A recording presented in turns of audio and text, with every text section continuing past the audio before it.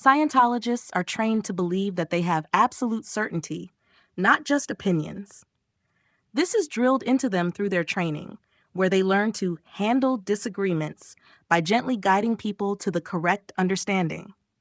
If someone doesn't immediately agree with them, they don't see it as a simple difference of perspective. They see it as something that needs to be corrected. They may start off smiling, staying pleasant, and trying to subtly overwhelm the other person with confidence and certainty.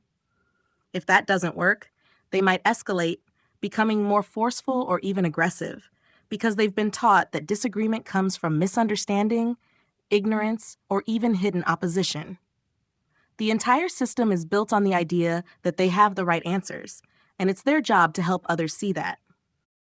This behavior isn't about arrogance in the usual sense, it's about survival.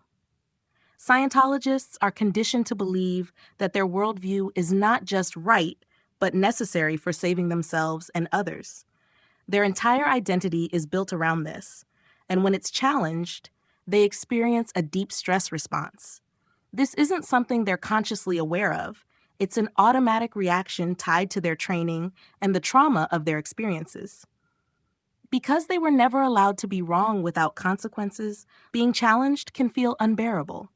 That's why they push so hard, not always aggressively at first, but with a kind of relentless certainty that can wear people down.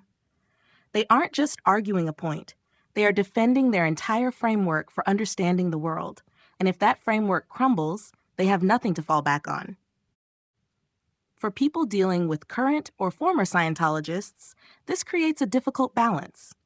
On one hand, it's important to maintain personal boundaries and not get drawn into their control dynamics. On the other hand, it's important to recognize that their behavior is rooted in deep-seated conditioning and trauma. They don't need sympathy. They've been trained to reject that, but they do need understanding.